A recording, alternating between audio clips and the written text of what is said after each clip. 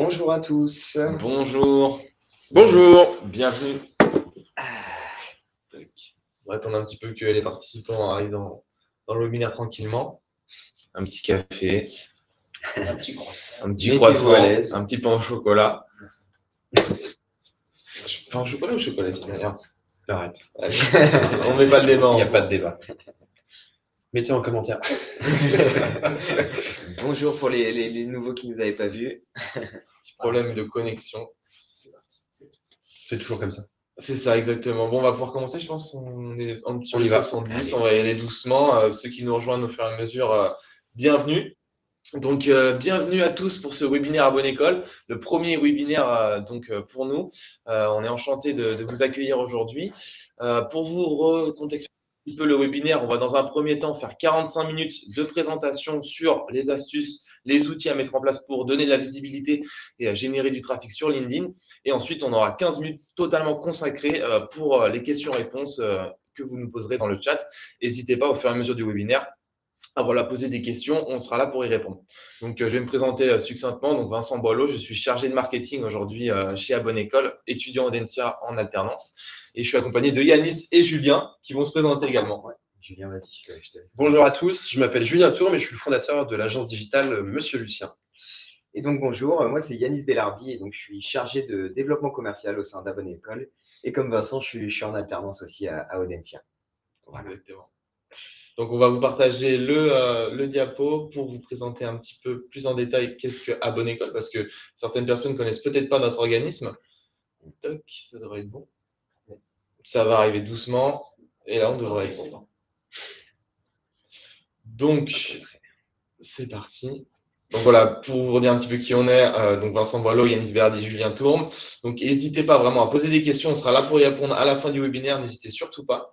Et puis on va vous présenter À Bonne École un petit peu plus en détail. Yanis, je te laisse. Ouais, ça marche. Alors, donc pour vous parler un petit peu plus d'À Bonne École, À Bonne École, ça a été créé en janvier 2021 donc par Pierre-Étienne et Laurence Wyss.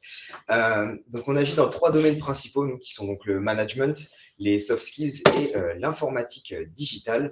Et pour vous expliquer un petit peu, Pierre-Étienne, avant, était à la tête d'un organisme de formation pendant plus de 20 ans et Laurence est formatrice depuis aussi plus de 20 ans. Voilà. Et toi, qui es-tu, Julien? Qu'est-ce que Monsieur Lucien dans tout ça?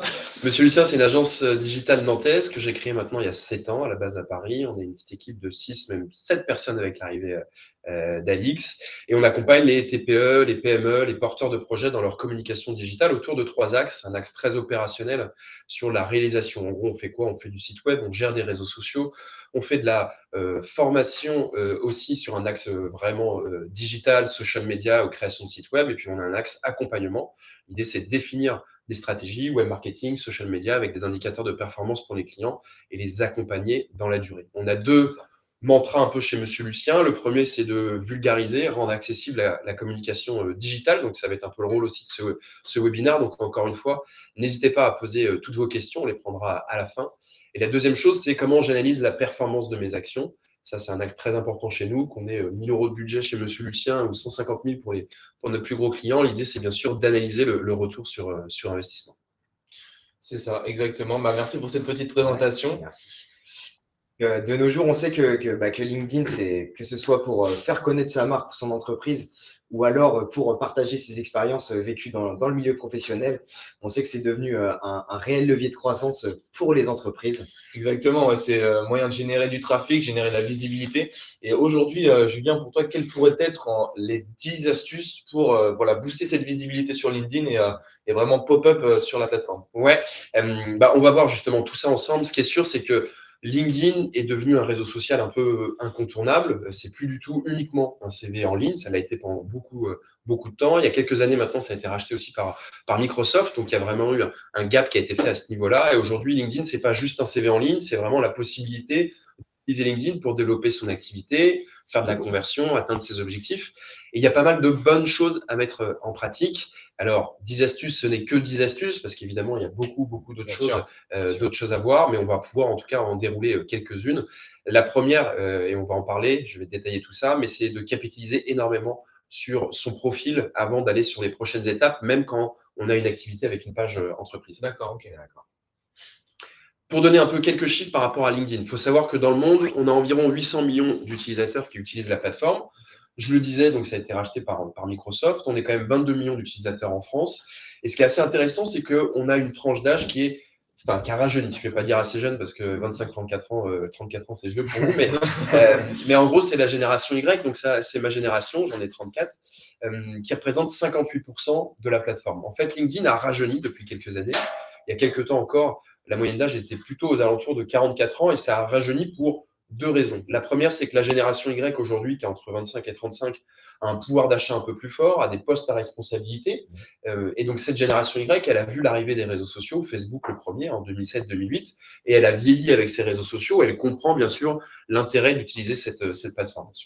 Pourquoi aussi on a un rajeunissement un peu sur LinkedIn? Parce que LinkedIn est de plus en plus utilisé pour les écoles, lors des formations, pour sensibiliser les plus jeunes à trouver un stage, à trouver une alternance. Et donc, forcément, la génération qui est formée là-dessus comprend tout de suite beaucoup plus rapidement l'utilisation de LinkedIn et donc va utiliser ce réseau social pour aller chercher des stages, des alternances et éventuellement aussi un premier boulot. Je crois qu'on a encore quelques chiffres sur la slide d'après, un peu pour montrer la répartition. Donc voilà, c'est vraiment les 25-34 ans les plus représentés et les 18-24 ans qui ont bien progressé, puisqu'il y a encore 2-3 ans, ça représentait à peine 10% sur la plateforme en France. On est plus sur un profil jeune actif, du coup, si je comprends. Ouais, bien sûr. LinkedIn, alors c'est vrai que LinkedIn a un peu parfois cette connotation un peu col blanc, CSP+, mais on voit aussi que là-dessus, ça se démocratise auprès d'un public beaucoup plus large. Donc, il ne faut vraiment pas se fermer de porte par rapport à ça. Tout le monde a sa place sur LinkedIn. Et on verra aussi que, comme je le disais tout à l'heure, ce n'est pas uniquement un CV en ligne. Si on veut être pertinent sur LinkedIn, il y a toutes ces actions qu'on va avoir à mettre en place. Okay. Sur la slide suivante, pareil, on a quelques informations qui sont importantes dans le cadre du B2B. Dans le B2B, effectivement, LinkedIn, c'est le réseau social pour les décideurs qui utilisent LinkedIn. 85% le recommandent effectivement en tant que premier réseau social sur lequel ils vont aller chercher de l'information, trouver des partenaires, trouver des clients. Ça ne veut pas dire qu'on ne peut pas utiliser Facebook, Twitter ou Instagram quand on fait du B2B. C'est juste que l'approche va être différente. Si je suis sur Facebook ou sur Instagram, je ne vais pas raconter le même message que sur LinkedIn. Et puis, on le voit bien sur Facebook et sur Instagram, je ne vais pas avoir le même contenu. C'est l'exemple que je donnais hier dans un atelier que j'animais. Sur Facebook, si je me balade entre le passing de Rafael Nadal, des photos de petits chats et mon cousin qui est en Australie, ce n'est pas la même chose sur LinkedIn. Donc, forcément, ce n'est pas le même contenu qu'on va mettre sur la plateforme. D'accord, c'est ça. Okay. On peut utiliser LinkedIn pour plein d'objectifs différents, j'ai envie de dire, pour plein de raisons différentes. La première, en B2B, j'en parlais, c'est indispensable. Vous faites du B2B, il faut absolument être sur LinkedIn. Je vois mal un cas de figure où on est en B2B, on n'a pas d'intérêt à aller sur LinkedIn. Cependant, on peut aussi y aller en B2C. Je prends un exemple concret, Decathlon utilise LinkedIn, sauf que Decathlon ne va pas communiquer sur son t-shirt à 15 € pour faire du sport sur LinkedIn, ça ne va pas du tout être l'objectif, mais va communiquer sur ses problématiques de recrutement, ses démarches RSE, des dépôts de brevets, le fait de se développer dans un nouveau pays, tout ça va être mis en ligne sur LinkedIn. Donc ça va juste être une approche différente lorsqu'on va faire du B2C. Okay. LinkedIn, c'est aussi là pour se positionner en tant qu'expert, de professionnel de son secteur. Alors, j'ai toujours un peu de mal avec le mot expert, ça veut dire quoi être expert et à partir de quel moment on est un expert, ça je sais pas trop, donc on va plutôt dire professionnel. On a envie de valoriser ça, lorsqu'on a envie de valoriser une marque employeur, lorsqu'on a un besoin de recrutement, alors on voit bien, on poste une annonce et souvent ça va réagir assez vite. Lorsqu'on a envie de développer la visibilité de son entreprise, de son activité, qu'on soit porteur de projet, TPE, PME, LinkedIn va être un moyen efficace de le faire. Après, on va voir qu'il y a des contraintes, notamment en termes de régularité de publication et des actions aussi un peu d'acquisition de visibilité. Okay. LinkedIn, c'est pas juste une plateforme pour avoir de la visibilité et avoir plus d'abonnés que le concurrent. C'est un constat qu'on fait aujourd'hui beaucoup auprès de directions qu'on accompagne qui se disent, en fait, quand on leur pose la question pourquoi vous voulez aller sur LinkedIn, je veux aller sur LinkedIn parce que mon concurrent, il a 10 000 abonnés, il faut que j'en ai plus que lui. Ouais. Ça n'a aucun intérêt. Ça n'a aucun intérêt. Je peux vous amener demain 10 000 abonnés sur votre page LinkedIn. S'ils ne sont pas qualifiés, s'ils ne connaissent pas votre marque, si le contenu ne les intéresse pas, ils ne vont jamais convertir derrière. Et donc, forcément, en fait, c'est du temps et de l'énergie perdue juste pour, entre guillemets, flatter son ego et se dire que j'ai plus d'abonnés que le voisin. L'idée, c'est de créer une communauté qui est vraiment fidèle et qui correspond au contenu qu'on met en avant. Exactement. Et c'est Et quand on démarre, c'est obligatoirement petit. C'est-à-dire qu'on démarre avec 50 abonnés, 100, 200, 300, 400. Pour donner un exemple, si je prends notre agence Monsieur Lucien, on a une page Monsieur Lucien. Je vous invite à vous abonner évidemment, en même temps que la page Abonne École. La page Monsieur Lucien, on approche les 4000 abonnés. Ça fait 7 ans qu'on existe. Donc forcément, il a fallu du temps pour mettre ça en place. On peut aller beaucoup plus vite quand on a des moyens en fonction de son secteur, mais c'est pour vous montrer à quel point ça prend du temps. LinkedIn, c'est aussi un bon moyen de fédérer ses équipes en interne. C'est-à-dire que si vous arrivez à expliquer votre stratégie en interne à vos collaborateurs, à vos collaboratrices, vous allez faire d'elles des premiers ambassadeurs de votre marque, de votre entreprise, de votre activité. Il faut expliquer la stratégie. On ne peut pas dire à un collaborateur, une collaboratrice, je veux que tu publies du contenu sur LinkedIn pour mettre en avant l'entreprise parce que c'est sa propriété. Ouais. Un profil LinkedIn, c'est pareil qu'un compte Instagram perso, qu'une page Facebook, un profil Facebook, pardon. On met ce qu'on veut sur son profil LinkedIn. Donc, on ne peut pas imposer à un collaborateur, une collaboratrice de le faire. Mais si on explique au fur et à mesure à la personne la stratégie, pourquoi c'est intéressant parce qu'elle contribue au développement de la boîte, parce qu'elle contribue bien sûr à la pérennité de son poste. Si la boîte se développe, évidemment, c'est une garantie. Et puis, en toute transparence, un collaborateur, une collaboratrice qui est active sur LinkedIn, dans 1 an, 3 ans, 5 ans, 10 ans, quand elle a envie de changer d'univers, c'est beaucoup plus simple si elle est active parce que les personnes vont la repérer.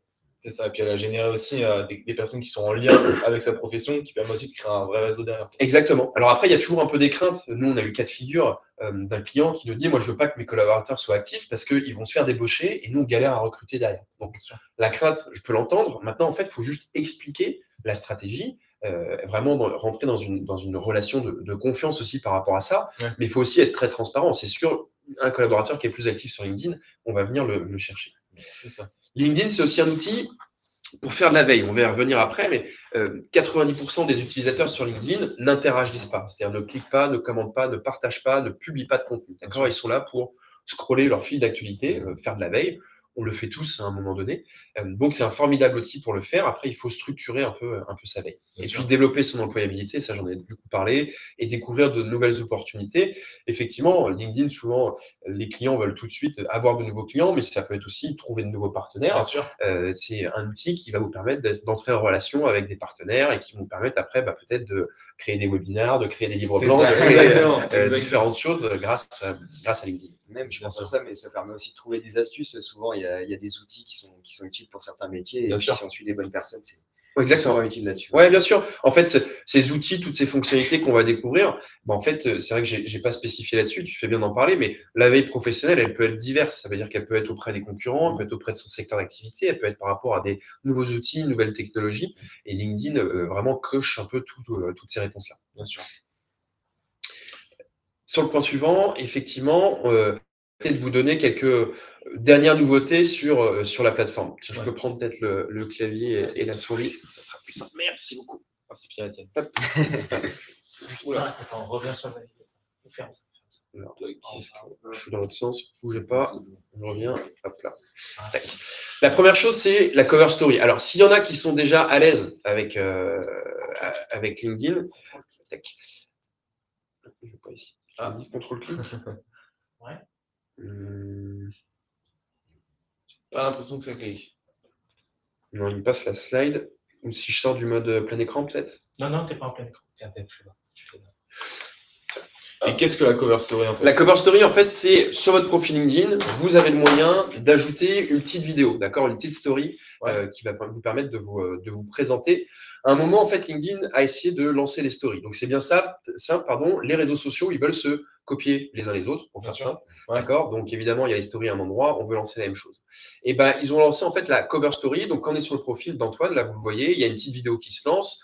D'accord. Ce qui est intéressant en fait avec la cover story, c'est que ça attire le regard. Quand ça apparaît dans votre fil d'actualité, avoir une petite vidéo qui se lance, tout de suite, ça va attirer le regard. Donc, ça peut être un format assez intéressant à mettre en place. Et évidemment, ça a été lancé il y a quelques mois, mais c'est un format qui est assez ingénieux. Après, il faut trouver quel message on veut raconter. Moi, c'est toujours un de mes projets, c'est d'en faire une et j'ai pas encore eu le temps de le faire, mais ça viendra. Et ça permet aussi un peu de casser la glace avec le profil vitrine c'est très sobre. Et là, ça permet aussi de générer un peu de la proximité, de voir qui est la personne. De l'humain. C'est plus humain, je pense aussi. Exactement. Ouais, c'est un côté dynamique où on va s'afficher un peu plus. Autre nouveauté qu'on a aussi sur LinkedIn, c'est sur vos profils, vous avez la possibilité maintenant d'ajouter un lien vers un site internet. D'accord? Donc, alors là, on est sur une page, on est vraiment sur la page Abonne École. Là, la fonctionnalité, elle est vraiment sur un profil. D'accord? Donc, en gros, si vous prenez le profil d'une personne, là, par exemple, Antoine, il l'aime, et sur le mien, si on va sur mon profil, on va retrouver exactement la même chose. J'ai ajouté le lien vers le site Monsieur Lucien. Donc ça, c'est intéressant aussi. On voit en bas à gauche, il y a les www.monsieurlucien.fr qui apparaît. C'est intéressant. On n'avait pas cette possibilité avant. Pourquoi c'est intéressant? Parce que LinkedIn, on va y revenir aussi, fait la chasse aux liens qui sort les gens de LinkedIn. Quand vous faites une publication, on rédige un contenu, parfois on est tenté de mettre un lien dans son post et malheureusement, ça sort les gens de LinkedIn. Donc avec cet outil, au moins, ça nous permet de mettre un endroit rapidement, un lien vers notre site web et générer du trafic vers notre site. Ouais, c'est un bon moyen aussi de rediriger un peu sur les autres plateformes de communication. Est-ce Ouais. que tu peux aussi intégrer d'autres liens ou c'est vraiment que le site internet? Alors, tu peux mettre n'importe quel lien, pas obligatoirement le site internet. On peut même utiliser d'autres outils comme Linktree. Linktree, c'est un outil qui permet, on clique sur un lien, puis on a une espèce de sous-menu avec plusieurs onglets qui peuvent renvoyer vers la page YouTube, la page Facebook, une page spécifique du site internet. Donc, on peut après hiérarchiser l'information comme on veut. D'accord, ok. Voilà pour cette nouveauté. Nouvelle action aussi, nouvelle fonctionnalité, c'est la cloche qui est apparue. Donc là, on est sur le profil de Vincent. On a une petite cloche qui apparaît. Elle sert à quoi cette cloche? Si en fait vous avez des profils de personnes qui sont vraiment pertinents et vous voulez surtout pas louper la moindre actu qu'ils vont publier. Typiquement, ce profil, Celui de Vincent, parce que toi, tu publies quand même tous les jours. C'est ça. Toutes les 10 minutes, j'ai envie de poster. C'est vraiment quelque chose à... Donc, typiquement, si vous activez la cloche, vous allez recevoir une notification dès que cette personne va publier du contenu. Donc, ça, c'est intéressant. Dans quel cas de figure? Si on a un prospect, typiquement, et on sait que c'est un prospect chaud et qu'on a fait une offre et qu'on veut être sûr de de pas louper ses dernières actus ou qu'on a prévu de cibler un prospect mais qu'on veut avoir ses dernières actus pour se dire, bah voilà, je vais peut-être rebondir sur une de ces actus pour le contacter, c'est évidemment intéressant. C'est aussi intéressant si on veut suivre peut-être des concurrents. Parfois, on a dans son réseau des concurrents ou des partenaires et on va être sûr de louper aucune actu. Donc là, ça va être pertinent d'activer cette cloche. Attention, quand on active et qu'on clique sur cette cloche, l'idée, c'est pas de le faire pour 100 profils parce que sinon, vous allez recevoir des notifs tout le temps et ça risque de vous polluer plus que de vous servir. Et puis, bien sûr, on peut l'activer et la désactiver en retournant sur le profil. Et cette cloche, elle existe aussi pour les pages entreprises? Non, elle existe que pour les profils. D'accord. Ok. Qu'est-ce que j'avais d'autre? Si, il y a une super application que je vous recommande. C'est pas une application, c'est plutôt une extension qui existe sur Chrome et sur Firefox. J'ai communiqué dessus sur mon profil là, cette semaine ou la semaine dernière, je sais plus. L'extension s'appelle Perfect Post. Perfect Post, là, vous voyez, quand c'est une simulation, quand je rédige un post, on a des choses en plus qui apparaissent du coup sur la rédaction de publication. À gauche, vous avez certaines informations sur le nombre de caractères sur votre post, le nombre de lignes. Vous allez avoir le nombre de hashtags, le nombre d'emojis. Donc, typiquement, sur LinkedIn, on dit qu'il faut au minimum 3 hashtags. Qu'il faut des emojis qui apparaissent aussi. Ce qui va être intéressant, c'est que maintenant, Perfect Post a ouvert une fonctionnalité qui permet de programmer du contenu sur LinkedIn. Aujourd'hui, quand vous êtes sur LinkedIn, vous n'avez pas la possibilité de programmer du contenu. Sinon, il faut passer par des outils tierces, type Swello. Swello, c'est un super outil si vous voulez programmer du contenu. On les connaît un peu, donc c'est pour ça que je me permets d'en parler. Mais maintenant, vous avez cet outil qui permet de programmer directement sur LinkedIn, uniquement sur vos profils, d'accord? Pas sur les pages. Donc ça, c'est vraiment intéressant lorsqu'on veut s'organiser, structurer sa prise de parole sur LinkedIn. On y reviendra aussi. Ouais, ça permet aussi de gagner énormément de temps si on veut programmer à l'avance. On peut faire des vraisemblants semaines de campagne. Exactement, ouais. C'est exactement ça l'objectif. Ok. Je crois que j'ai fait le tour sur les dernières nouveautés. Je ne crois pas que j'en avais d'autres. Et maintenant, je voulais vous parler d'un point essentiel lorsqu'on est sur LinkedIn. Bien sûr, il y a une différence entre le profil et la page. D'accord? J'ai un profil à mon nom et mon prénom, au nom de Julien Tourme, et puis j'ai une page au nom de Abonne École, au nom de Monsieur Lucien, au nom de Decathlon. Et les deux sont complètement dissociés. Cependant, il faut absolument… Ouais, allez-y. Petite intervention de Céline qui nous pose la question par rapport à Perfect Post quand on est dessus, qui nous demande si on peut mentionner des pages. Oui, on peut mentionner les pages, on peut rédiger un post comme vous le faites sans extension, entre guillemets. On peut identifier les pages, utiliser les hashtags, identifier les profils. Ça pose pas de problème. Ok, on a toutes les fonctionnalités qui restent quand même présentes. Exactement.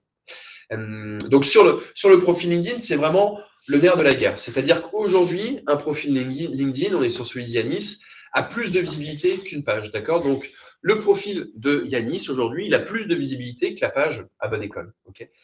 Parce que dans l'algorithme, il est mieux valorisé. LinkedIn, en fait, a envie de valoriser les profils d'humains, de personnes physiques, ce qui se comprend parce que quand on est sur LinkedIn, on cherche à ajouter des personnes qu'on a rencontrées dans la vraie vie ou pas d'ailleurs, mais c'est vraiment le côté humain. Donc LinkedIn dit on veut remettre l'humain au cœur de nos priorités, blablabla. Bla, bla, bla. Ça, c'est le joli argument marketing. La vérité aussi, c'est en fait, si la bonne école veut plus de publicité, pas de souci, mais faites de la publicité. Dépensez de l'argent aussi sur la plateforme. Donc, on peut aller sur le profil de Yanis, tiens, pour voir un peu comment est configuré ton profil, et je peux te lister un peu ce qui est bien, ce qui est pas bien et les bonnes pratiques. Donc, sur le profil de Yanis, la première chose, c'est le bandeau. Là, on voit Audencia à bonne école, donc ça, c'est très bien. On a un bandeau. Quand j'arrive sur le profil de Yanis, je sais tout de suite de quoi ça va parler. Ça, c'est important de travailler ce bandeau. En fait, vous devez voir votre profil comme un mini site internet. D'accord? J'arrive sur votre profil et concrètement, je dois en un coup d'œil comprendre qui vous êtes. Là, ce qui me manque juste sur le bandeau, c'est que à bonne école, je ne sais pas ce que c'est. D'accord. Donc, moi, sous la partie à bonne école, dans le bandeau, dans le visuel, je mettrais potentiellement peut-être organisme de formation. Alors, je ne sais pas les termes exacts, mais d'expliquer rapidement en une phrase, un mot, comme ça, j'arrive, je comprends, OK, à bonne école, organisme de formation, c'est bon, j'ai compris chez qui bossait Yanis. Deuxième chose, la photo de profil. Donc là, c'est parfait. On a une photo qui est pro, une photo dans laquelle tu es à l'aise. C'est la même tenue qu'aujourd'hui. C'est vraiment il est raccord. Il est tout le temps comme ça. Je dors comme ça. Il dort comme ça. Donc ça, c'est nickel. On a une photo pro. Alors, une photo pro, c'est important. On peut être en costard si on est à l'aise en costard ou pas. On peut être en chemise, en t-shirt, peu importe, en fonction de votre secteur d'activité. Une photo dans laquelle vous êtes à l'aise, vous êtes souriant, dans laquelle c'est pas forcé. D'accord? Si c'est trop forcé, que ça vous correspond pas, ça vaut pas le coup. Oubliez les photos, j'en ai déjà vu, des photos où on est de dos, des photos avec un verre à la main, des photos où on a la photo avec des potes et puis les bras sont coupés, donc on a les bras qui dépassent. Mon père a eu ça pendant très longtemps sur LinkedIn, ça a été avec ses 2 fistons sous le bras, les bras qui dépassent, etc. Donc ça faisait pas très pro. Mais effectivement, il faut avoir une photo professionnelle avec laquelle on est à l'aise. Ensuite, le nom et prénom, bon ça, on peut pas évidemment on n'y touche pas. On peut avoir sur la version smartphone la possibilité d'enregistrer la prononciation de son nom de famille. D'accord. Donc, typiquement, si on en a marre que son nom de famille soit écorché, je peux enregistrer la prononciation de mon nom de famille. Et ça, on le fait uniquement depuis l'application LinkedIn. On ne peut pas le faire depuis la version desktop du coup de son profil. On peut aussi détourner un peu cette fonctionnalité. Jonathan, le fondateur de Swello, à détourner un peu cette fonctionnalité. Quand on clique sur le petit haut-parleur à côté de son prénom, en fait, il communique un code promo si on veut avoir 5% ou 10% pour utiliser la fonctionnalité Swello. Donc ça, c'est hyper intéressant quand on a une solution SaaS, un logiciel à vendre. Après, ça c'est pas intéressant dans tous les cas de figure. Donc après, c'est à vous de voir si c'est pertinent.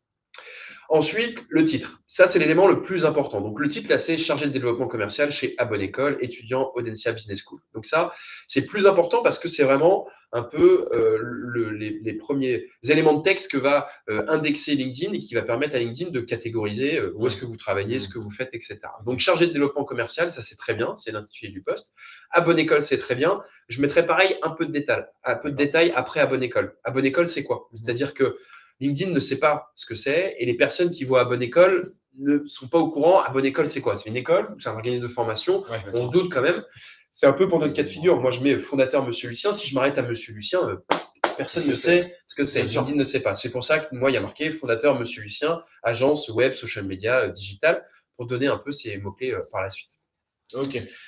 On voit ensuite l'onglet plus de 500 relations. Là aussi, c'est très important que sur LinkedIn, vous dépassiez les 500 relations. À partir du moment où on franchit le cap des 500 relations, on est mieux valorisé par l'algorithme LinkedIn. Encore une fois, il faut voir son profil LinkedIn comme un mini site web. Donc, il y a des choses à cocher, un peu comme on doit cocher certaines choses en termes de référencement sur un site, en termes de maillage interne, en termes de vitesse de chargement. Votre profil, c'est un peu la même chose. Il faut cocher certaines choses. Et dès qu'on passe 500 relations, LinkedIn, il met plus de 500 relations. Et tout de suite, vous allez être valorisé dans l'algorithme LinkedIn. Vos publications aussi vont avoir plus de visibilité. Alors, attention à toutes les astuces que je donne. C'est pas parce que vous en mettez une ou deux en place que tout de suite, vous allez avoir 10 000 abonnés et des centaines de milliers de vues. On est bien d'accord, mais petit à petit, ça va vous aider à générer de la visibilité. Et moi, j'ai une petite question, mais qu'est-ce que tu penses du fait d'ajouter toutes les personnes qu'on connaît, même de vue ou très rapidement? Est-ce que c'est intéressant de le faire ou pas du tout? Moi, je pense que c'est très intéressant dans un premier temps d'ajouter effectivement toutes les personnes de son réseau proche, toutes les personnes avec qui on a bossé, tous les potes de promo éventuellement, ceux des expériences précédentes. Ça, c'est hyper important. Tous les collaborateurs, ça, c'est hyper important. Toutes les personnes qu'on rencontre dans un contexte professionnel aussi. D'accord? Je rencontre quelqu'un salon, je rencontre quelqu'un à une formation, j'échange avec quelqu'un au téléphone, on ne sait pas s'il va être client, etc. Mais je l'ajoute quand même sur LinkedIn parce qu'on a eu un échange. Il faut vraiment avoir le réflexe en fait de développer son réseau de cette façon-là. Et c'est ça qui vous aide à améliorer justement le nombre de relations dans votre profil. D'accord. Il y a une Petite question de Karine qui nous demande si les relations sur LinkedIn, le réseau doit seulement correspondre à l'activité professionnelle ou si ça peut être aussi plus large. Là, c'est un arbitrage, c'est vraiment un choix à faire. Il y en a parfois qui cumulent plusieurs activités. Il y en a qui cumulent des activités avec des passions. J'ai eu des personnes en formation qui étaient aussi sapeurs-pompiers, qui le mettaient dans leur profil LinkedIn, donc aucun souci. Et du coup, qui se retrouvaient avec d'autres sapeurs-pompiers, ils s'ajoutaient entre eux. J'ai été président du réseau et diplômé du bachelor d'Audencia. Je le mettais sur mon profil. J'avais beaucoup d'étudiants aussi qui ajoutaient. Moi, je pense qu'il faut que ça reste en fait quand même assez professionnel. L'idée, c'est pas d'ajouter la terre entière sur son profil, surtout qu'on le verra après, pardon. Mais quand on publie du contenu, il n'y a qu'un faible pourcentage qui le voit. Donc, autant avoir un profil le plus qualifié possible. Donc, on reste dans une sphère professionnelle ou avec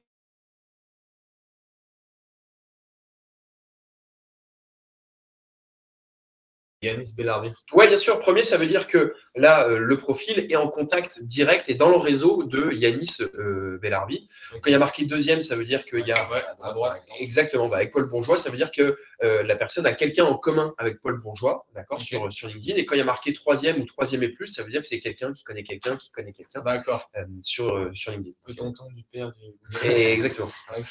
Et on dit qu'on est tous à 6 poignées de main ou 7 poignées de main de la terre entière ou de Barack Obama. Donc, si tu ajoutes quelqu'un qui connaît quelqu'un qui connaît quelqu'un qui connaît quelqu'un qui connaît quelqu'un, tu tombes sur Barack Obama. Bien sûr, d'accord. Ok, ça marche. Okay. Si on revient sur le profil, pareil, si on descend un petit peu, on va avoir d'autres choses à activer. Là, on voit qu'Yanis a une partie info qui est très importante. La partie info, si on peut descendre encore juste un tout petit peu, voilà, c'est cette partie-là. On peut cliquer sur le bouton voir plus.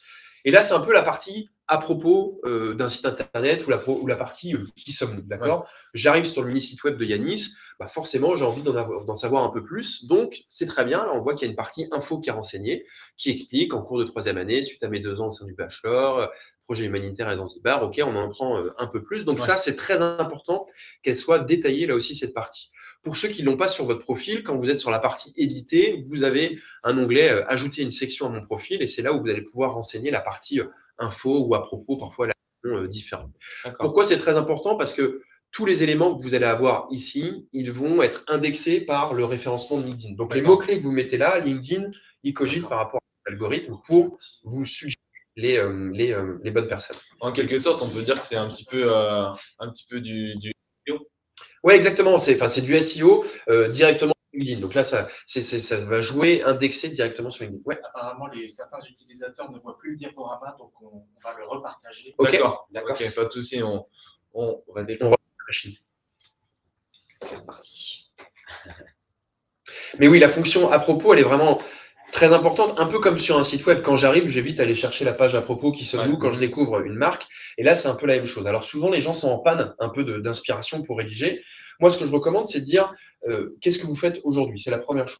Aujourd'hui, voilà ce que je fais. Je détaille avec des mots ce que je fais aujourd'hui. Et ensuite, je vais parler de ce que j'ai fait par le passé. Et après, je peux donner quelques traits de caractère qui peuvent être un peu plus personnels. Moi, sur mon profil, je dis que je suis mauvais perdant, etc. Parce que ça fait partie de mes traits de caractère. Et comme ça, en fait, ça permet aussi d'avoir quelque chose d'un peu plus humain. Il y en a qui trouvent ça très bien et qui vont même, quand ils me contactent, vous dire « Ah, j'ai vu aussi que tu étais mauvais perdant. » un peu de l'état d'esprit. Il y en a que ça ne va pas du tout marquer, mais moi, c'est dans ma tonalité. Après, c'est sûr que si je travaille dans la santé, la finance, ce n'est pas forcément le même résumé quand je bosse dans le digital. Et puis, ça dépend aussi de la ligne éditoriale que la marque va avoir, que l'entreprise va avoir ou que vous voulez avoir sur votre profil. D'accord. Okay. D'accord. Si on descend encore un petit peu, on a la partie activité.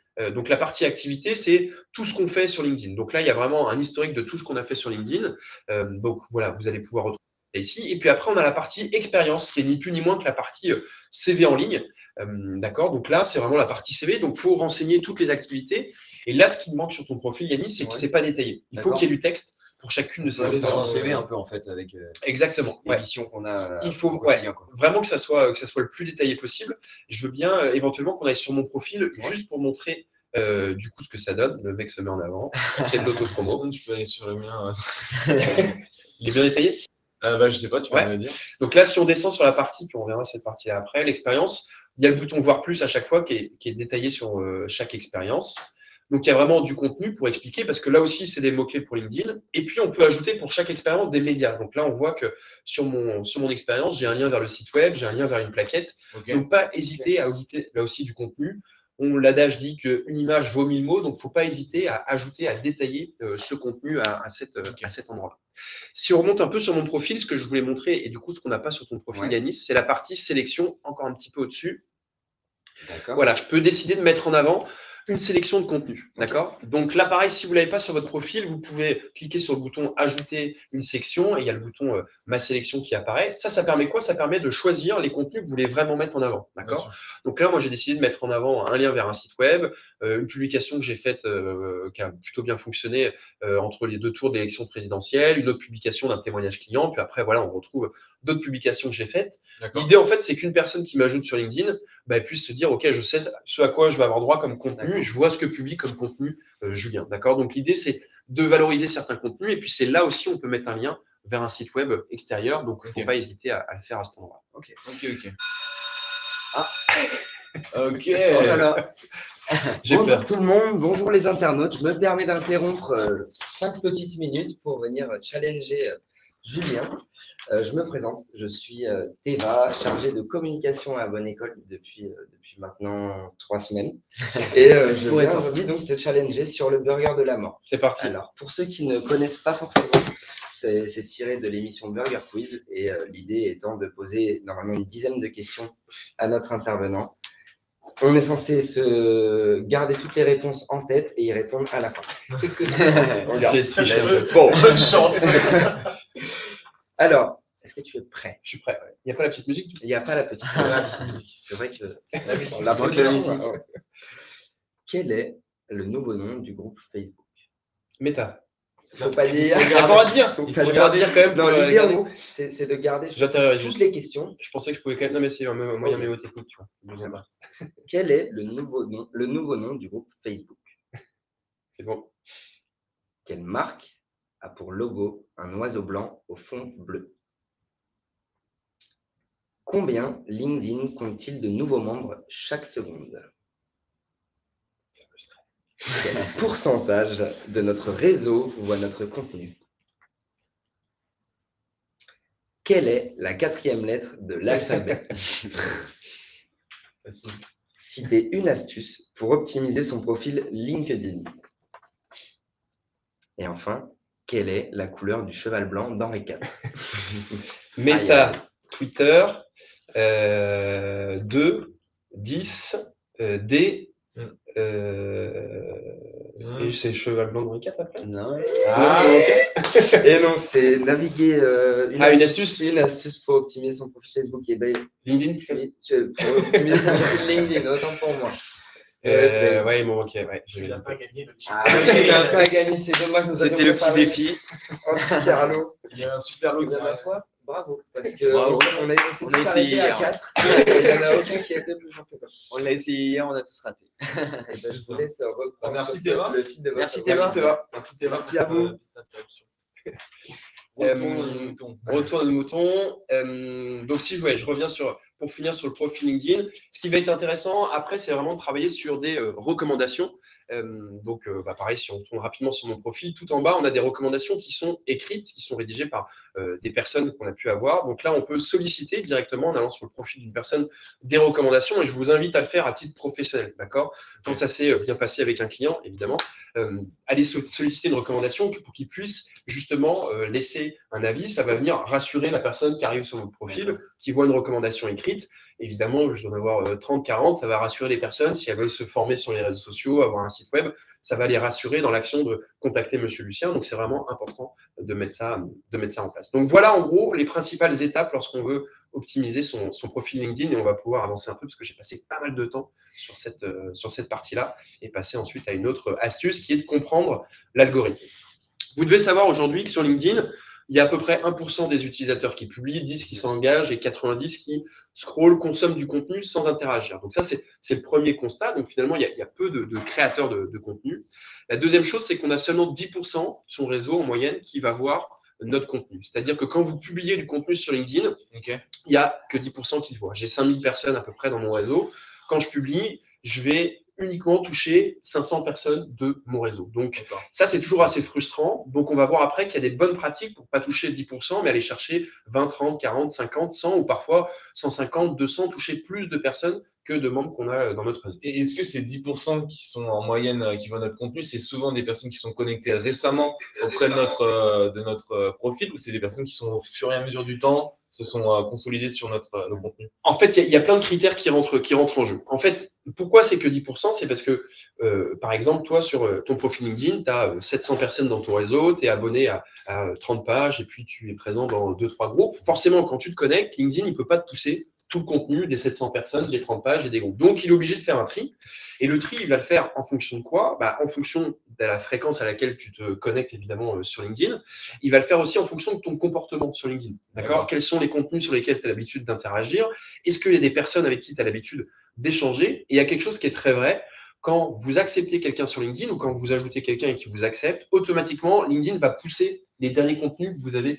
Ok, d'accord. Donc, quand vous cherchez à développer votre réseau, si vraiment vous ajoutez une personne qui est un prospect potentiel vraiment important, il y a le réflexe d'avoir publié quelques contenus les jours précédents de façon à ce que ces contenus lui soient un peu poussés dans l'algorithme. En fait, LinkedIn part du principe, Vincent et Julien viennent de se connecter, a priori, ils ont des choses à dire, donc le contenu de Julien et de Vincent, je vais les repousser sur leur fil d'actualité, ce qui est assez logique. D'accord. Donc, le vrai levier, c'est d'en profiter pour poster à ce moment-là. Exactement.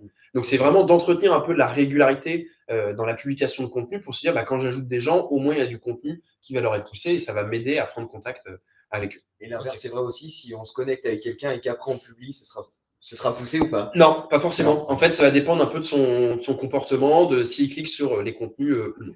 Donc, en fait, une fois qu'on a compris ça, on va se rendre compte que pour rédiger du contenu, typiquement sur LinkedIn, il y a des bonnes pratiques à mettre en place. Les bonnes pratiques de rédaction, ça consiste en quoi? Sur LinkedIn, on n'a pas 150 possibilités. Donc, typiquement, quand je vais vouloir rédiger un post, en haut, je vais pouvoir aller sur créer un post. Et là, on peut cliquer sur le bouton accueil. Ouais. Et c'est là que je vais pouvoir cliquer et commencer à rédiger mon post. Super. Hop. Parfait. Donc ici, je vais pouvoir, je vais prendre la souris en même temps. Parfait. Ici, je vais pouvoir rédiger mon post. Donc tout simplement, je vais rédiger rapidement et je vais pouvoir utiliser le arrobas. Ça, c'est très important pour identifier quand c'est nécessaire.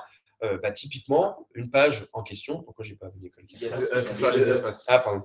Il faut mettre les espaces. Espace A, espace Ah ouais? Ouais. C'est bizarre ça. C'est surprenant, on s'était posé la même question, mais Ok. c'est bon.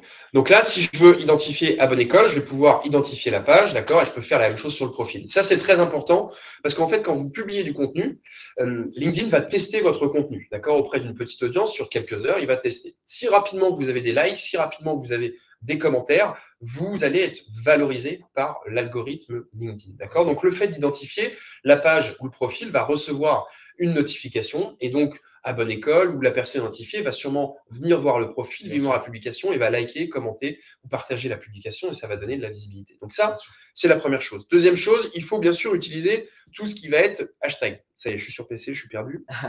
Non, c'est juste ça, je pense. Vas-y. C'est pas du tout ça. Non, Fantôme. Bon, il faut utiliser donc les fameux hashtags. HGR 8. On va faire un webinaire clavier. Ah, ok, c'est sûr. Non, c'est pas 8. Je sais plus. Non. Ok, c'est ça. c'est 3.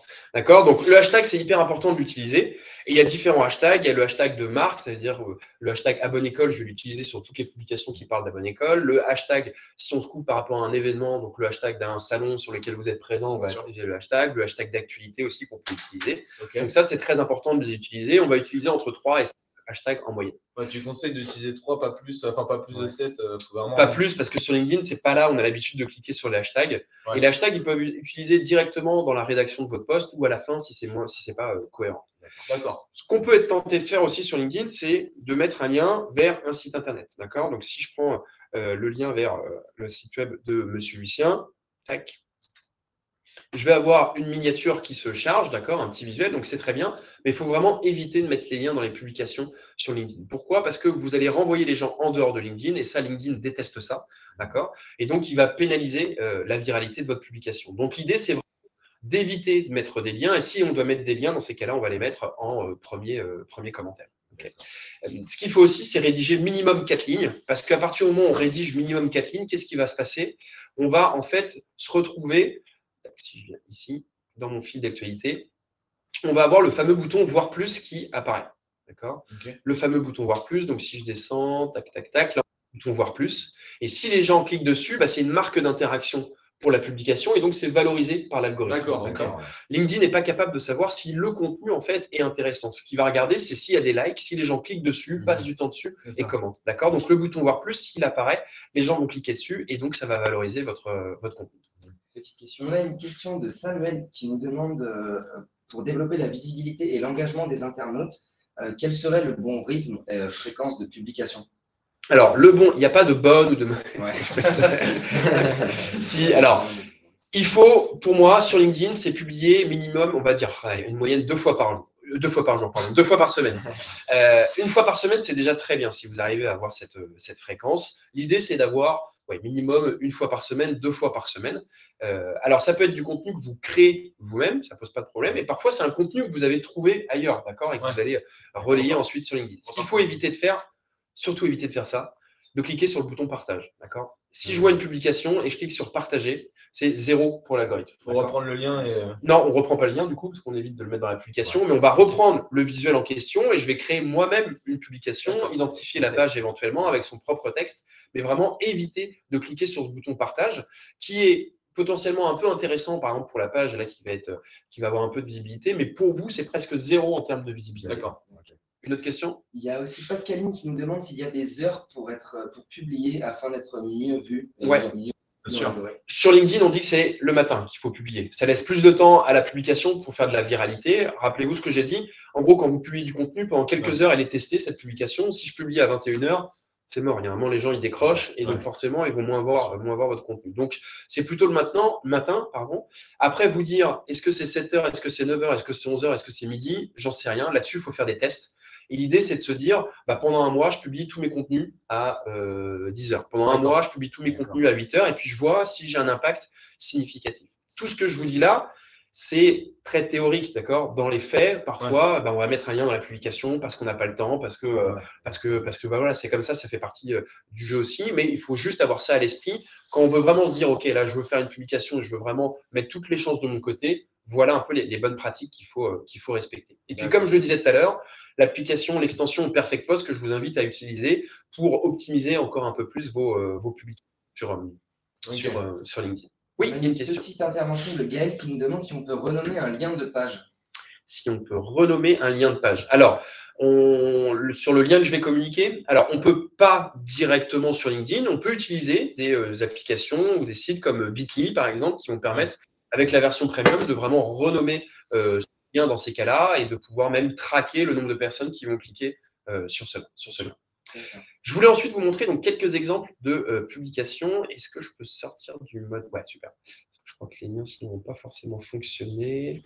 J'ai pas de lien là-dessus. Ok. Bon, c'est pas grave. En fait, ce que je voulais vous montrer ici, c'est des publications un peu différentes. Typiquement, là, c'est une publication de Paul qui utilise la fonctionnalité article. La fonctionnalité article, vous l'avez ici. C'est une publication qui est un contenu qui est vraiment différent. Ça veut dire que je vais rédiger une publication comme un article de blog. Et dedans, je vais vraiment pouvoir personnaliser un peu en gras, en italique, ajouter une photo de couverture, ajouter plusieurs visuels dans cette publication. Et donc, je vais pouvoir rédiger 20, 30, 40 lignes, 50 lignes. Donc, c'est vraiment un sujet de fond. Faire du jeu de mots-clés aussi? Oui, et en plus, c'est indexé directement par Google, donc c'est intéressant. Okay. Mais ça suscite de prendre beaucoup plus de temps parce que c'est comme si je rédigeais un article de blog. Donc, ça veut dire que l'investissement en temps est beaucoup plus long. D'accord. Autre exemple de contenu que je voulais vous montrer, typiquement là dans le secteur du BTP, on a un visuel où on voit des lances incendies, où on voit justement des extincteurs qui sont dans un contexte sympa. Donc, faut pas hésiter aussi à dire, je casse un peu les codes sur LinkedIn, je suis pas obligé de faire du contenu basique, j'ai envie de dire. Je peux essayer d'avoir une tonalité un peu plus décontractée, d'accord, dans mon approche, parce que l'idée c'est aussi de marquer les esprits, d'accord. Les gens vont réagir avec du contenu plutôt sympathique, où il y a de l'humain. Là, on a le cabinet de Vorsin. D'accord, sur la page LinkedIn, typiquement, quand il y a de l'humain, les gens interagissent. D'accord. Je sais très bien que si je fais un contenu pour expliquer l'algorithme LinkedIn, ça va beaucoup moins bien fonctionner que si on prend une photo et qu'on va fêter son anniversaire avec un verre à la main. Donc, il faut pouvoir aller chercher des publications qui vont générer de la visibilité. Après, l'idée, c'est pas de faire que du contenu pour générer de la visibilité ou que du contenu de vous au resto ou en train de boire des coups, parce que sinon, on va se poser la question de la légitimité. Mais c'est au moins de pouvoir alterner entre du contenu qui marche un peu moins bien, mais qui positionne notre expertise, et puis du contenu qui va permettre d'aller chercher de la visibilité. Autre exemple de contenu que je voulais contrôler cette fois-ci. Hop là. Tac. Tac. Et ici, c'est un exemple que j'aime bien présenter. C'est Laurent Roussin, qui est le directeur du coup d'un hôtel.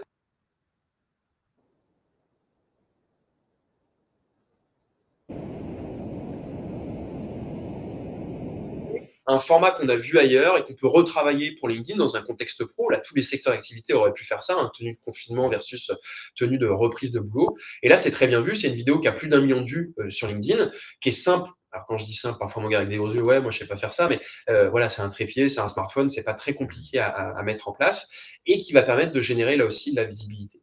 Autre exemple de contenu que je voulais vous montrer, la SFCMM, donc qui fait de la découpe cintrage de tubes. Donc là, c'est pas forcément le plus simple à communiquer.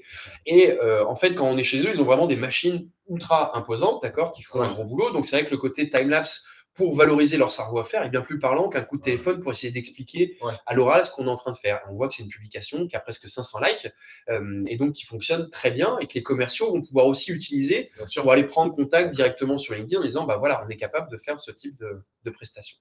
Et puis là, on a des publications de la bonne école. Hop. Avec des publications, on a un titre accrocheur. Non, nous ne sommes pas superstitieux, donc c'est très bien. On a plus de 4 lignes, donc forcément, les gens vont cliquer sur voir plus pour en savoir un peu plus. Et puis après, on a un carrousel qui va à droite, à gauche. Donc les gens vont cliquer, vont passer du temps dessus. Donc ça, dans les conditions de réussite d'un post, on a beaucoup de choses. Et puis on incite même les personnes à venir commenter la publication. Donc plus on incite les gens à commenter, plus il y a de commentaires sur une publication et plus on a de visibilité. Et d'engagement. Et là, pareil, on a un petit gif sympathique qui est dans la tonalité, bien sûr, de la ligne éditoriale d'Abonnécole. Le seul truc, du coup, c'est qu'on a un lien ici vers un formulaire de description. Donc, automatiquement, ça va pénaliser un peu la viralité de la publication. On aurait pu le mettre dans ces cas-là en premier commentaire. J'ai une petite question rapide.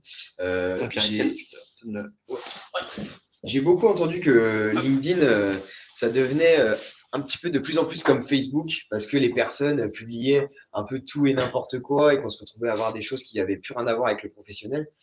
Qu'est-ce que toi, tu penses de ça simplement. En fait, si vous voyez du contenu, si vous n'aimez pas le contenu, c'est de votre faute. Parce que le contenu, il s'adapte à ce sur quoi vous cliquez. Alors, j'exagère un peu. Mais en fait, par exemple, si on retourne sur le fil d'actualité LinkedIn, par exemple, n'importe lequel, sur n'importe quel onglet, et qu'on clique sur la barre accueil, sur le petit bouton accueil, parfait. En fait, là, quand je me connecte, j'ai un fil d'actualité qui m'est proposé. Et il y a des bonnes pratiques par rapport à ça. Vous voulez améliorer votre fil d'actualité, commencez par liker, commenter des publications qui vous intéressent, d'accord? Parce que LinkedIn, il apprend de là où vous likez, ce que vous commentez, et il va vous pousser du contenu parce que c'est une marque d'intérêt que vous allez présenter. Ensuite, vous pouvez aussi signaler à LinkedIn et dire, ce contenu ne m'intéresse pas. Là, si je clique sur les 3 petits points à côté de, voilà, exactement. Là, je peux décider en descendant de cliquer sur « Je ne souhaite pas voir ceci ». D'accord. Et en fait, LinkedIn apprend ça. Je reprends mon exemple tout à l'heure, je disais que j'avais été président du réseau et diplômé de l'école. Forcément, j'avais pas mal d'étudiants qui m'ajoutaient. Et qui dit étudiant, à un moment, dit beaucoup de CV sur LinkedIn parce que tout le monde recherche un stage, une alternance. Et à un moment, j'en avais marre d'avoir plein de CV sur mon fil d'actualité LinkedIn. Donc, ça m'intéressait de voir quand même le contenu des étudiants, mais pas des CV. Du coup, sur 3-4 CV, j'ai mis je ne souhaite pas voir ceci. Et aujourd'hui, j'en ai plus dans mon fil d'actualité. Donc, ça permet vraiment d'améliorer le fil d'actualité. Donc, ayez le réflexe, quand vous voyez du contenu intéressant, de liker, de commenter et de cliquer sur je ne souhaite pas voir ceci s'il y a du contenu qui vous intéresse. Et LinkedIn est assez réactif pour changer le type de Automatiquement, contenu. ça se fait automatiquement. Donc, dès que on va commencer à être actif là-dessus, on va avoir un fil d'actualité qui va s'améliorer. D'accord. Maître de son propre fil. Exactement. Et ça, c'est un peu pareil sur tous les réseaux sociaux. Ouais. Si vous en avez marre du contenu, bah, évidemment, soyez un peu plus actif, commentez, likez et cliquez à chaque fois sur je ne souhaite pas voir ceci pour que le réseau social comprenne que ce contenu vous intéresse pas. D'accord, bien sûr. Donc, ça ne tient qu'à vous. Nouvelle astuce? Oui, il y a une question. Petite interaction de Carole qui nous demande qu'est-ce qu'un carrousel? Un carrousel, en fait, sur LinkedIn, c'est quand vous chargez un PDF. S'il y a plusieurs pages sur un PDF que vous chargez, automatiquement, ça va convertir en carrousel. Donc, le contenu qu'on a vu tout à l'heure d'Abonne École, et ben, typiquement, c'est un PDF. Et comme il y a plusieurs pages dessus, ça convertit automatiquement en carrousel. Et c'est un très bon format pour LinkedIn puisque j'ai des flèches à droite, j'ai des flèches à gauche. Donc, les gens cliquent à chaque fois. Plus vous avez d'interactions, plus c'est de la visibilité pour votre publication et donc pour votre page ou votre profil. Ça met en avant le fait qu'il y ait de l'engagement. Exactement. Ouais. Ce que veut LinkedIn, c'est que les gens cliquent, passent du temps. C'est la seule marque qui peut, enfin le seul intérêt qu'il peut identifier. Donc c'est ça qu'il va rechercher. Super, merci. On a Gaël qui nous demande si vous connaissez des logiciels de vidéo sympas, gratuits pour les montages, qui pourraient servir à LinkedIn. Ouais, alors pour faire de la vidéo, du montage classique, on peut passer par Canva, on peut passer par Trello, on peut passer par PlayPlay. Voilà, c'est ceux que je connais. Après, ceux qui sont sur Mac peuvent faire des choses aussi sur iMovie, qui est assez simple d'utilisation. Et il y en a plein d'autres, je ne les connais pas tous. Mais Les logiciels sont assez intuitifs en plus, donc ouais. c'est facile à utiliser. Exactement. Donc voilà, le but c'est, faut aussi sortir de l'idée que si je fais de la vidéo, du montage, il faut que ça soit fait par un pro. Ça dépend évidemment de vos moyens, de la structure dans laquelle vous êtes. Parfois, on peut très bien faire des choses propres, efficaces avec des outils très simples. Ok. Nouveau conseil, une fois que vous avez fait tout ça, c'est de développer votre réseau. Développer votre réseau, c'est hyper important. Donc, c'est vraiment d'aller à la chasse aux personnes. Donc là, c'est pareil, on peut revenir directement sur LinkedIn. Quand vous êtes sur LinkedIn, vous allez pouvoir, dans la barre de recherche en haut à gauche, taper le nom et prénom de la personne ou potentiellement taper directement le poste de la personne. Donc, je veux bien, Pierre-Étienne, que tu ailles sur LinkedIn. Et dans la barre de recherche en haut à gauche, donc bien sûr, je peux le taper le nom de la personne, ça c'est facile. Mais si je tape par exemple responsable achat, si je tape responsable achat, je vais avoir des résultats qui me sont proposés par LinkedIn. Donc je clique sur entrée et là automatiquement je vais avoir des résultats. Si je clique sur ensuite l'onglet personne en haut à gauche, je vais avoir 518 000 résultats qui me sont proposés. Et là, je peux filtrer. Je peux filtrer par degré de relation. Donc à gauche, je vais prendre souvent deuxième niveau de relation. Ça veut dire que j'ai quelqu'un en commun sur LinkedIn. Donc, potentiellement des personnes qui peuvent me mettre en relation. Et donc là, je tombe à 22 résultats par rapport à mon profil. Et je vais pouvoir, du coup, contacter ces personnes en cliquant, par exemple, si on prend Ketsia, je peux cliquer sur se connecter. Et quand je clique sur se connecter, j'ai la possibilité soit de mettre une note personnalisée. Donc, juste en dessous. Exactement, ajouter une note ou soit de cliquer sur envoyer. La note personnalisée, j'ai le droit à 300 caractères. Donc, il faut que ça soit très court. Éviter le discours publicitaire parce qu'il y a trop de personnes qui font du discours commercial publicitaire et ça saoule les gens. Si je contacte les gens pour dire bonjour, je suis commercial chez Abonne École, on est organisme de formation. Ouais, bon d'accord, il y en a d'autres qui m'ont contacté, ça m'intéresse pas. Par contre, si je contacte les gens pour les inviter à un webinar, ok, contenu gratuit, là ça m'intéresse, je veux bien effectivement vous accepter dans mon réseau. L'idée après, c'est d'être actif sur son profil LinkedIn et que la personne, dans 3 mois, dans 6 mois, dans 1 an, elle se dise ah bah oui, il m'avait contacté, on a un besoin, je vais les solliciter. Okay. Les statistiques montrent que vous avez plus de chances que votre demande soit acceptée s'il n'y a pas de note personnalisée. C'est un peu dommage, mais en fait, on est tellement spammé par ces notes personnalisées qu'effectivement, les gens se méfient. Après, on n'a pas de statistiques sur le taux de conversion. Peut-être qu'on a moins de personnes qui nous acceptent quand on a une note personnalisée, mais peut-être que le taux de conversion derrière est plus important parce que comme on a mis un message personnalisé, il y a peut-être un premier lien qui peut se créer. Ok. On avance. Donc ça, c'est vraiment sur la partie développer votre réseau.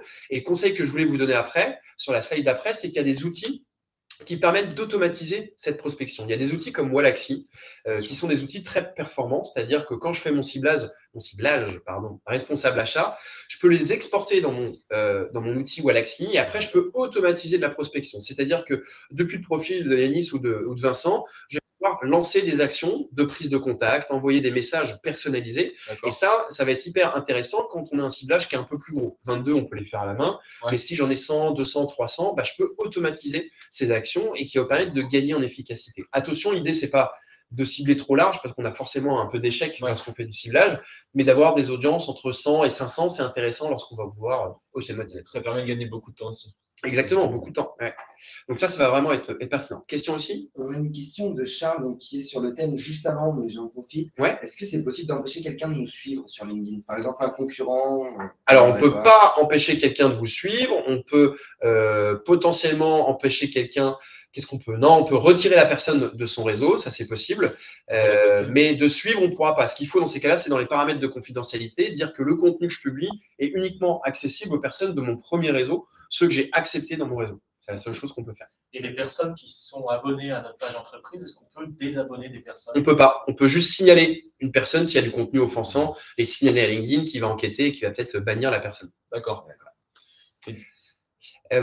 Autre astuce que je voulais te donner, du coup, c'est comment je peux développer la visibilité de la page LinkedIn.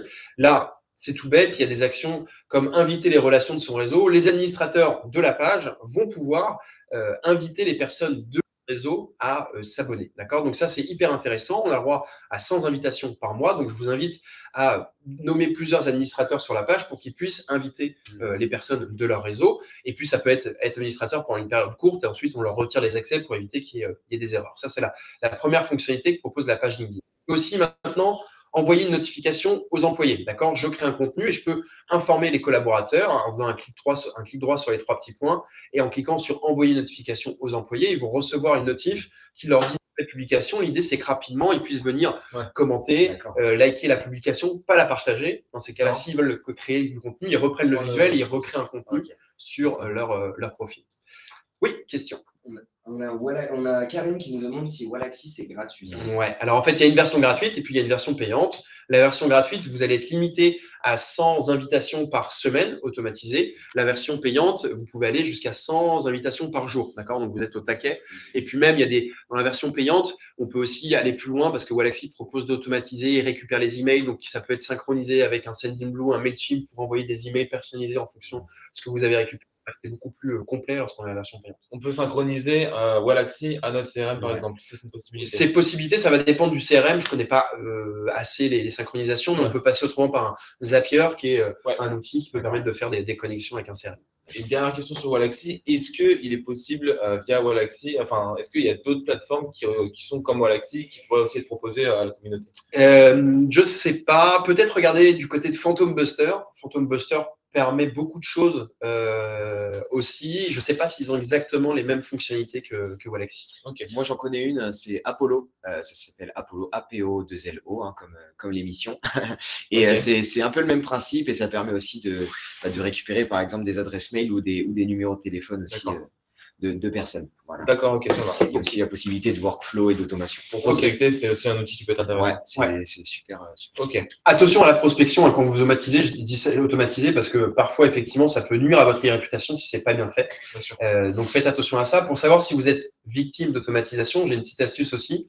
Avant votre prénom, quand vous avez votre prénom sur LinkedIn, vous pouvez le modifier et mettre un petit emoji avant. D'accord. Automatisé, bien sûr, le robot, il va prendre l'emoji avec votre prénom. Donc, il va dire bonjour, Fusée, Vincent. D'accord. Et donc là, vous savez que c'est automatisé. Une personne où c'est pas automatisé, elle sait très bien qu'elle va pas prendre l'emoji, elle va dire bonjour Vincent directement. D'accord, ok. Dernière chose sur les pages, des campagnes publicitaires. Donc ça, bien sûr, c'est hyper pertinent. Attention, sur LinkedIn, c'est beaucoup plus cher que sur Facebook et sur Instagram. Ça vaut pas toujours le coup. Pour des plus petites structures, j'ai plutôt tendance à dire, investissez plutôt dans un outil comme Wallaxy, formez vos collaborateurs plutôt que de partir sur des campagnes publicitaires. On voit souvent les campagnes publicitaires, c'est des grands groupes, des assurances, des banques, des compagnies aériennes, des grands groupes industriels, etc. Pour vous donner un ordre d'idée, sur LinkedIn, on ne peut pas investir moins de 10 € par jour. Donc, c'est vrai que c'est plus cher que sur les autres plateformes. Après, c'est souvent aussi plus qualitatif. Mais là aussi, le coût d'acquisition, le coût par résultat, il est aux alentours de 4 € sur LinkedIn, alors que sur Facebook et Instagram, c'est quelques centimes. D'accord. Donc, voilà, il faut avoir ça à l'esprit. Souvent, ces campagnes, en plus, sur le court terme, sont intéressantes parce que c'est du SIA, donc ça permet de booster un peu la visibilité, mais sur du long terme, ça va retomber dès qu'on arrête un peu la campagne de publicité. Bien sûr, bien sûr. Donc, il y a aussi un choix de faire du SEO qui est plus intéressant. Ouais. Okay. Et dernier conseil que je vous donne, c'est vraiment d'analyser la performance de vos actions. Donc là, bien sûr, il faut avoir accès à un Google Analytics, des liens UTM qui permettent d'être traqués. Alors, c'est peut-être un peu du charabia pour certains d'entre vous, mais ce qui est très important, c'est d'analyser vos actions. Donc, OK, je suis actif sur LinkedIn, c'est très bien, mais est-ce que ça me permet d'atteindre mes objectifs? Est-ce que la part du trafic sur mon site web, en fait, elle augmente? Est-ce que j'ai plus d'inscrits parce que je peux traquer via mes formulaires d'inscription de contact? Est-ce que j'ai plus d'inscrits à mes formations, par exemple? Donc, ça, c'est hyper important parce que sinon, c'est un peu comme jeter une bouteille à la mer et puis on communique, c'est chronophage, ça prend du temps et malheureusement, derrière, si on ne mesure pas, on n'est pas capable de savoir si finalement tout le temps qu'on a passé ou le budget qu'on a investi, c'est rentable. Donc vraiment, analysez vos actions, vraiment définissez vos indicateurs de performance dès le début et soyez bien sûr d'avoir accès à ces indicateurs et de vous dire, OK, j'ai 100 formulaires de contact, est-ce que je suis capable de savoir est-ce qu'ils viennent de LinkedIn, de Facebook, de Google, de mes newsletters ou du bouche à oreille. Et est-ce qu'il est possible aussi d'analyser un peu avec des KPI son profil personnel sur sa… Oui, on peut avoir ce qu'on appelle le SSI, alors le Social Selling Index, qui est proposé par LinkedIn, qui donne un score en fait sur votre profil. Donc ça, c'est la première chose. Après, sur le profil, c'est pas très poussé, c'est-à-dire qu'on a uniquement des stats sur le nombre de vues qu'on va faire grâce à une publication, sur le nombre d'interactions, mais on n'a pas beaucoup d'informations complémentaires. On peut avoir une extension qui est payante aussi, qui s'appelle Shield, SHIELD. App qui permet du coup d'avoir des stats plus poussés sur vos profils pour avoir le taux d'engagement, etc. Pour savoir, il va vous synthétiser à quelle heure ça fonctionne le mieux finalement vos posts. Donc ça peut être intéressant. C'est une application, je crois, qui coûte 19 € par mois de mémoire. Et on n'a pas sur les profils autant de détails qu'on peut avoir sur les pages. D'accord, ok, ça marche. Et je crois que j'arrive à la fin et je vais pouvoir répondre à des questions. Carrément, si vous avez des questions. Il y a des questions, effectivement. On a une question qui vient d'arriver de Samuel. Sur un profil personnel, faut-il privilégier le développement de son compte personnel avec du contenu en relation, en ajoutant donc un hashtag vers notre entreprise, ou communiquer à partir directement du contenu de notre entreprise? Alors, en fait, il faut faire les deux. C'est-à-dire que le profil, comme je disais tout à l'heure, a plus de force que la page. D'accord? Donc, en gros, il faut absolument communiquer sur le profil en utilisant le arrobas pour bien identifier la page et que les gens aient envie d'aller s'abonner ou découvrir le contenu de la page. Mais en parallèle, il faut aussi alimenter la page parce que si j'arrive sur une page et je vous zéro contenu, ça va me mettre des doutes, entre guillemets, sur est-ce que la boîte tourne toujours, est-ce qu'elle est en bonne santé, etc. Donc, j'ai envie de dire, il faut avoir une fréquence de publication sur la page, d'accord, une fois par semaine, 2 fois par semaine, avec une tonalité peut-être un peu plus corporate. D'accord. Et puis sur les profils, c'est vraiment la tonalité de la personne, avec pareil, une de publication par semaine qui vraiment crée son contenu, mais pense à identifier la page pour quand même générer de l'abonnement aussi sur la page. Parce qu'une personne qui est à la fois dans votre réseau et abonnée à votre page, elle a 2 fois plus de chances de voir du contenu entre la page et le profil. On a une question de Céline qui dit, à propos des pages, pour fermer une page, doit-on passer sous la barre des 100 employés? Si oui, y a-t-il une autre possibilité? Peut-être des 100 abonnés, peut-être plutôt que 100 abonnés. C'est une bonne question. Pour fermer une page, là, j'ai pas la réponse. J'ai jamais été amené à faire ça. Donc, je sais pas. Je serais surpris que LinkedIn, à mon avis, il faut faire une demande à LinkedIn pour supprimer une page à partir du moment où on a un certain nombre d'abonnés ou un certain nombre d'employés.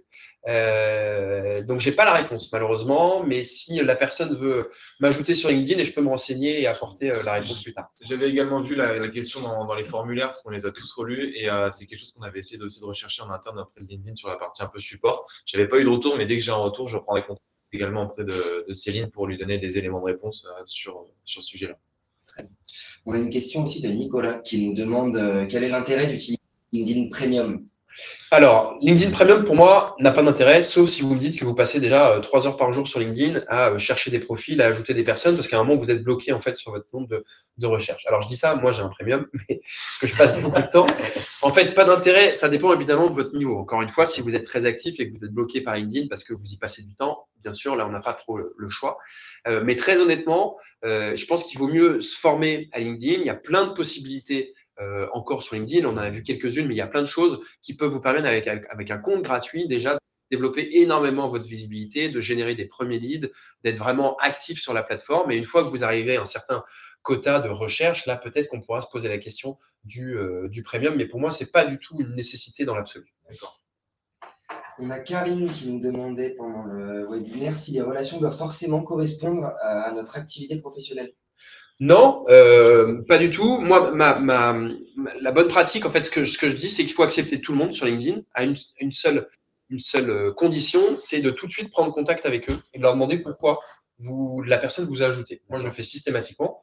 7 fois sur 10, la personne me répond, j'ai besoin d'un site web, j'ai besoin d'une formation, j'ai quelque chose à vous vendre, je cherche un stage, je cherche un emploi, peu importe, mais ça me permet de qualifier et de savoir, OK, on échange et au moins je sais pourquoi.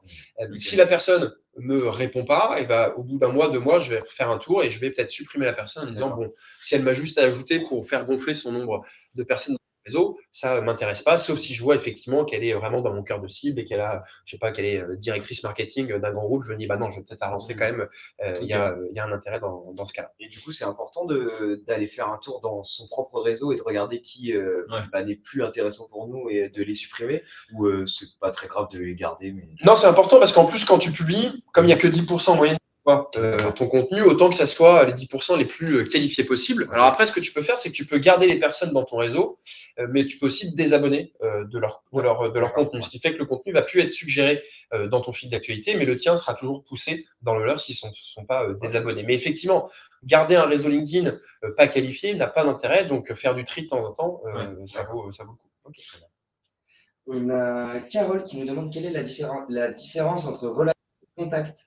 Alors, en fait, les relations, c'est vraiment les personnes dans votre réseau et les contacts, c'est parce que parfois, ils synchronisent avec votre logiciel de messagerie. Et il a trouvé d'autres contacts dans votre logiciel de messagerie et il vous propose, entre guillemets, après de vous mettre en relation avec eux.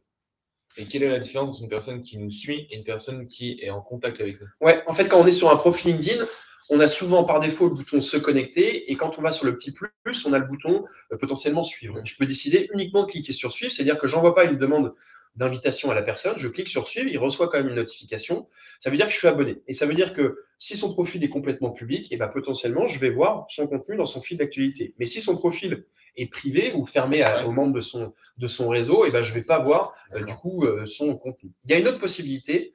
On a la possibilité de passer les profils en mode créateur. Moi, sur le mien, j'ai un profil en mode créateur. Ça inverse les deux. C'est-à-dire que c'est le bouton suivre qui prend la place du bouton se connecter et le bouton se connecter vient ensuite. Souvent, on me dit, mais c'est quoi l'intérêt? La visibilité, ça pousse un peu plus de visibilité. Ça vous donne accès à la fonctionnalité LinkedIn Live. Donc, on peut diffuser en live sur LinkedIn. Et ça vous permet, enfin, c'est si vous avez envie d'essayer de basculer un peu en influenceur LinkedIn. Je mets entre guillemets influenceur parce qu'on a souvent le tuto make-up influenceuse qui ressort. C'est pas du tout le but, mais l'idée c'est de se dire si votre contenu peut parler vraiment à beaucoup de personnes sur LinkedIn et si en fait votre volonté c'est plutôt que les gens s'abonnent et que ça soit ouvert au plus grand nombre, donc vous pouvez passer en mode créateur plutôt que les gens vous ajoutent sur LinkedIn. C'est mon cas de figure. Après, très honnêtement, c'est pas une obligation en soi de passer en mode créateur. D'accord. Très bien. Une dernière question avant de conclure. On a Ryan qui nous demande est-ce qu'intégrer des liens vers d'autres posts LinkedIn, ça permet de booster l'algorithme? Non, c'est pénalisé aussi, malheureusement. Moi, j'étais le premier à être déçu par rapport à ça. Je pensais ça. J'avais testé en mettant justement un lien en me disant, bah, comme c'est interne à LinkedIn, ça va quand même.